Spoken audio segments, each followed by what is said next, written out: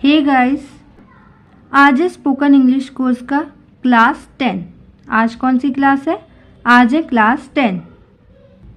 तो क्या होने वाली है आज की क्लास? आज की क्लास होने वाली है बहुत ज़बरदस्त।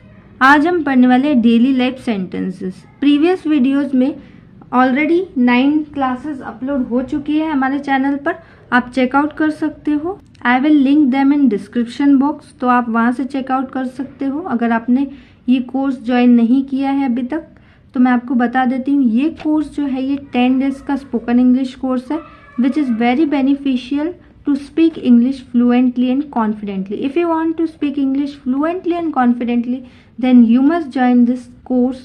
ये 10 डेज का कोर्स है, सिर्फ और सिर्फ 10 डेज का, जिसमें आप बेसिक इंग्लिश के टॉपिक्स कवर करने वाले हो। और आई होप कि आपको ये कोर्स बेनिफिशियल हुआ होगा। ये डेली लाइफ सेंटेंसेस भी बहुत ही इंपॉर्टेंट रोल प्ले करते हैं, हमें इंग्लिश सिखाते हैं, क्योंकि अगर हम डेली लाइफ सेंटेंसेस को ज़्यादा से ज़्यादा यूज़ करेंगे इन इंग्लिश तो हम लोग फ्लुएंटली इंग्लिश बोल पाएंगे। Okay, so if you practice this daily life sentences in your daily life, daily routine में अगर आप इन सभी की प्रैक्टिस करोगे तो आप डेफिनेटली इंग्लिश कॉन्फिडेंटली बोल पाओगे। सो आई होप आप सभी को ये हेल्पफुल रहेंगे sentences. Okay, so without wasting any time let's begin. Okay, so today we are gonna learn some daily life sentences which are very important for our daily life, daily routine। तो हम अक्सर क्या करते हैं, उनको हिंदी में use करते हैं, राइट। बट आपको क्या करना है अभी इंग्लिश में, सबसे पहले आपको क्या करना है, इंग्लिश में सोचना है। Okay, so think in English. ये सेंटेंसेस को इंग्लिश में सोच के देखो कि इंग्लिश में हम इसे बोलेंगे तो कैसे बोलेंगे। ओके, सो आप मन में ही ट्रांसलेट करके देखो कि हम इंग्लिश में इसे कैसे बोल सकते हैं। Okay, so let's start. इसका मूल्य कितना है? सच कॉमन डेली लाइफ सेंटेंस। जब भी हम कुछ परचेस करने जाते हैं, जब भी हम कुछ खरीदने जाते हैं तो हम पूछते हैं ना कि इसका प्राइस क्या है, इसका मूल्य क्या है। ओके, सो मूल्य को इंग्लिश में प्राइस कहते हैं। तो हम लोग पूछते हैं ना कि क्या प्राइस है इसका। तो अभी आप लोग इंग्लिश में पूछोगे how much does it cost. How much does it cost. Cost का मतलब होता है मूल्य, ठीक है। तो अभी आप लोग क्या पूछोगे, how much does it cost. Okay, so how much ये हम यूज करते हैं कितना है ये पूछने के लिए। Okay, so how much does it cost यानी इसका प्राइस क्या है।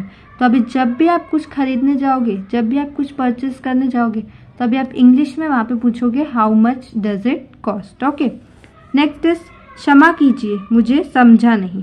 क्षमा कीजिए मुझे समझा नहीं। हम ऑलमोस्ट ये सेंटेंस, ये फ्रेज यूज करते हैं जब हमें कुछ नहीं समझ में आता है। जैसे कि टीचर ने कुछ हमें समझाया तो हम बोलते हैं ना कि ma'am please repeat this, ma'am मुझे समझ में नहीं आया। तो आप इंग्लिश में कह सकते हो sorry I didn't understand. Sorry I didn't understand. और आपको बोलना है अगर रिपीट करने के लिए तो आप बोल सकते हो could you please repeat this. Could you please repeat this. क्या आप इसे रिपीट कर सकते हो? सॉरी मुझे समझ में नहीं आया। Sorry I didn't understand.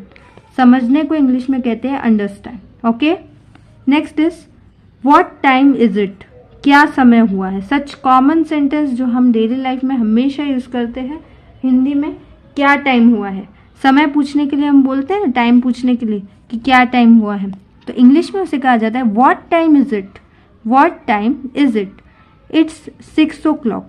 और अगर आपसे कोई समय पूछ रहा है, टाइम पूछ रहा है, तो आप बोल सकते हो इट्स 6 o'clock। जो भी टाइम हुआ है, जैसे 6 बज रहे हैं तो आप बोलोगे इट्स 6 o'clock। 8 बज रहे हैं, it's 8 o'clock। Okay, next is मुझे नहीं पता। I don't know. I don't know, मुझे नहीं पता।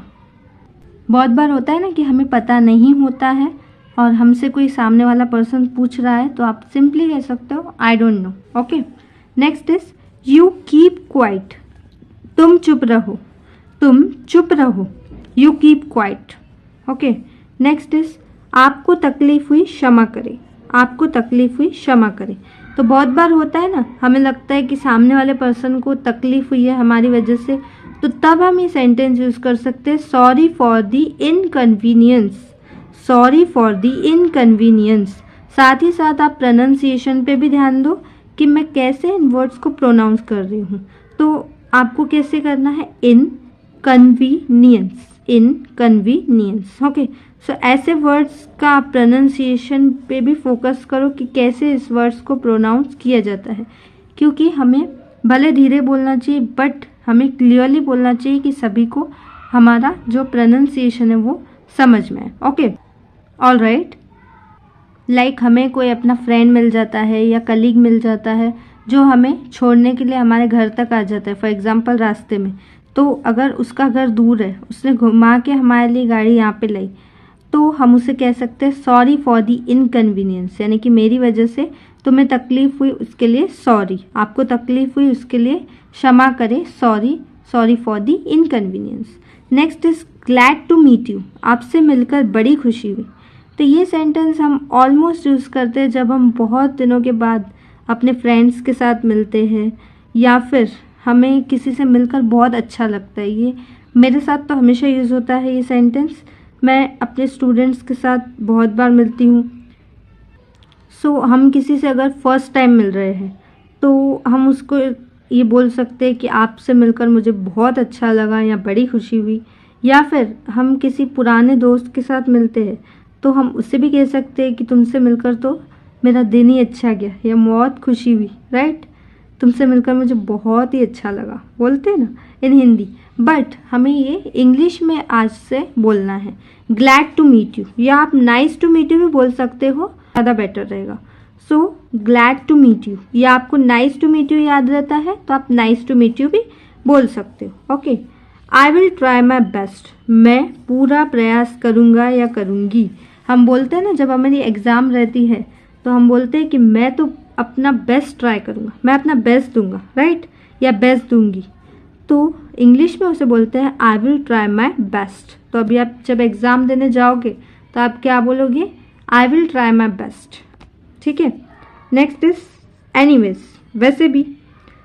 तो जैसे हम हिंदी में यूज़ करते हैं कि वैसे भी, मैं तो वैसे भी जाने नहीं वाली थी, या ये पार्टी थी भी ना तो मैं तो वैसे भी नहीं जाने वाली थी, तो आप क्या बोल सकते हो, एनीवेज, ठीक है। तो ये सेंटेंस में साथ में ये वर्ड यूज़ होता है विच इज़ वेरी इंपॉर्टेंट। जैसे फॉर एग्जाम्पल आप बोल सकते हो there is no school today, anyways I am out of station, यानी आज स्कूल नहीं है बट वैसे भी मैं तो बाहर ही हूँ, वैसे भी मैं तो बाहर ही हूँ, ठीक है। तो आप ऐसे सेंटेंस यूज़ कर सकते हो। तो सिंपली वैसे भी अगर हमें बोलना हो हिंदी तो हम बोल सकते हैं एनीवेज, ठीक है। नेक्स्ट इज, जैसे कि हमें बहुत बार लेट हो जाता है, राइट, तो हमें कहीं पे पहुंचना होता है बट हमें लेट हो जाता है, तो हम लोग क्या बोलते हैं इन हिंदी, क्षमा कीजिए मुझे थोड़ी देर हो गई, क्षमा कीजिए मुझे थोड़ी देर हो गई। तो आप इंग्लिश में कह सकते हो oh sorry I have got bit late, oh sorry I have got bit late. Bit का मतलब क्या होता है, थोड़ा, थोड़ी देर, जैसे हम बोलते हैं ना इन हिंदी थोड़ी, तो इंग्लिश में कहा जाता है बिट, यानी कि थोड़ा लेट हो गया मैं। ओ जैसे कि हम हिंदी में बोलते हैं ना अरे, ठीक है, अरे मुझे सॉरी मुझे देर हो गई, राइट, हम ऐसे बोलते हैं ना।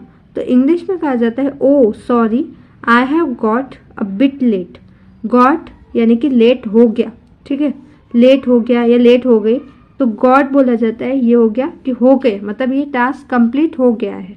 ओके, इट मीन्स ये सेंटेंस किस में है, प्रेजेंट परफेक्ट टेंस में, प्रेजेंट में है बट ये परफेक्ट टेंस में, यानी कि ये टास्क कंप्लीट हो चुका है, मैं लेट हो चुकी हूँ या मैं लेट हो चुका हूँ। Oh sorry I have got a bit late. तो यार ये सब सेंटेंसेस बहुत ही बेनिफिशियल है हमारी डेली लाइफ के लिए। तो आज से ही आप लोग ये सेंटेंसेस यूज़ करना स्टार्ट करो सो दैट आप लोग फ्लुएंटली एंड कॉन्फिडेंटली इंग्लिश में बोल पाओगे। So practice is very important, practice बहुत ही ज़रूरी है। अगर आपको कोई भी चीज़ करनी हो, जैसे कि हमें कोई डांस की परफॉर्मेंस करनी होती है, राइट, तो हम लोग क्या करते हैं, सबसे पहले उसकी प्रैक्टिस करते हैं, उसकी रिहर्सल करते हैं, राइट। तो वैसे ही इंग्लिश में भी है, जितनी ज़्यादा आप प्रैक्टिस करोगे उतना ही जल्दी आप लोग इंग्लिश में बात कर पाओगे और इससे आपकी कम्युनिकेशन स्किल्स भी बढ़ेगी, आप लोग अच्छे से कम्युनिकेट कर पाओगे, अच्छे से कॉन्वर्सेशंस कर पाओगे। सो आज के लिए इतना ही, मिलती हूँ आप सभी से नेक्स्ट वीडियो में, नेक्स्ट क्लास में। तब तक के लिए bye bye guys, see you later in next class, bye guys.